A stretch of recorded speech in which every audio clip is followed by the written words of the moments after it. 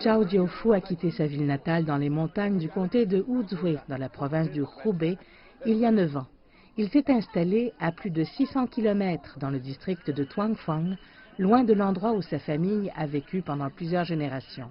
Il fait partie des 340 000 migrants qui ont aidé à mettre en place la route médiane de la Chine du projet de dérivation des eaux du sud vers le nord.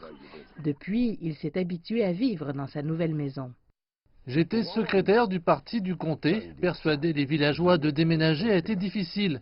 Ils ont dit que si je ne déménageais pas, ils ne le feraient pas non plus. Il nous a fallu 10 ans pour terminer toutes les tâches relatives à la migration. Je ne tenais pas du tout à déménager ici. Cela signifiait que je devais quitter mes parents, mes frères et sœurs et même mes propres filles. Il me manque vraiment. Le projet de dérivation de l'eau de la Chine a été conçu pour extraire l'eau du fleuve Yangtze dans le but d'irriguer les zones sèches du nord. La route médiane commence au réservoir de Danjiangkou, entre les provinces du Hubei et du Henan. L'eau traverse les provinces du Henan et du Hebei par un canal artificiel avant d'atteindre Tianjin et Beijing. 3 723 villageois du comté de Huzhui ont reçu l'ordre de déménager dans le comté de Tuanfang, car l'eau du réservoir s'est élevée et leurs maisons et leurs terres basses ont été submergées. Lorsque Zhao Jiufu et ses collègues villageois sont arrivés dans le comté de Tuanfang, ils ont découvert que des centaines de nouvelles villas avaient déjà été construites pour eux.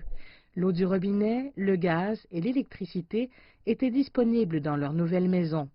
Une fois installés, ils ont voulu utiliser les terres agricoles pour cultiver ce qu'ils voulaient. Ainsi, leurs enfants n'ont plus eu besoin de grimper des montagnes ou de marcher pendant des heures pour aller à l'école, car un nouveau jardin d'enfants et une école sont à proximité de leur maison.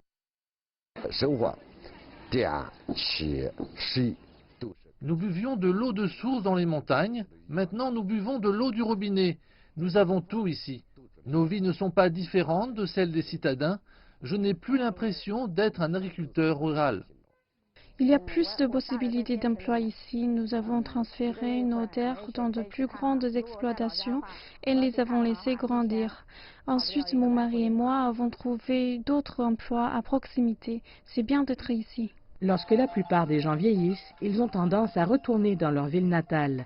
Zhao Jiufu dit qu'ils ne retournent maintenant rendre visite à leurs proches qu'une seule fois par an, ce qui implique généralement une journée complète de voyage. Il espère que les habitants de Beijing se souviendront des sacrifices que lui et d'autres ont consentis pour que la capitale puisse avoir de l'eau potable.